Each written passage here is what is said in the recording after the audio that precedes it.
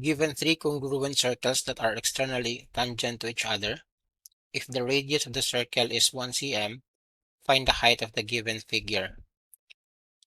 So what we're going to do to solve this problem is, by the way, do not be tempted to say that the answer is 4, because this is 2, right? And this is 2. So maybe you will say the answer is 4. But then again, 4 is not the answer. Why? Because again, if you're going to look at this one, this part of the circle is actually up until here. So there is a gap between these two diameters. So 4 will not be our answer. The best way to approach this is to draw a triangle within the circles.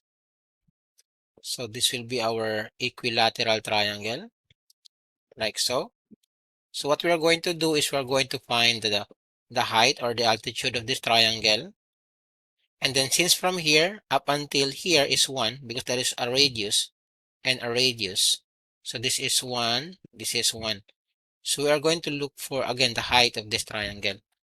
And since this is an equilateral triangle, the height is just equal to, we have root 3 s, or the side, over 2. Since our side is actually 2, right? That's the diameter of the circle, 2. So h will be root 3 times 2 over 2, or simplified, this is root 3. So the height will be root 3. So we will now have 1 plus 1 is 2, so 2 plus root 3. That is letter C in the choices.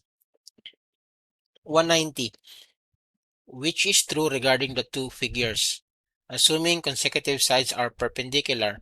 So we have here a rectangle, 2, 3 as the dimensions, and we have here a polygon. We have 2, this is 3, and then the rest of the parts ng polygon natin. So which is actually true.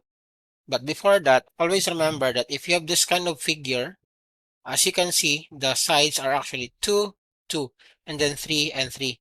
So if this is the case, always remember that the perimeter are always equal. No? They're equal. So perimeter 1 is equal to perimeter 2. Do we have that in the statement? Yeah, letter C. So C will be our answer.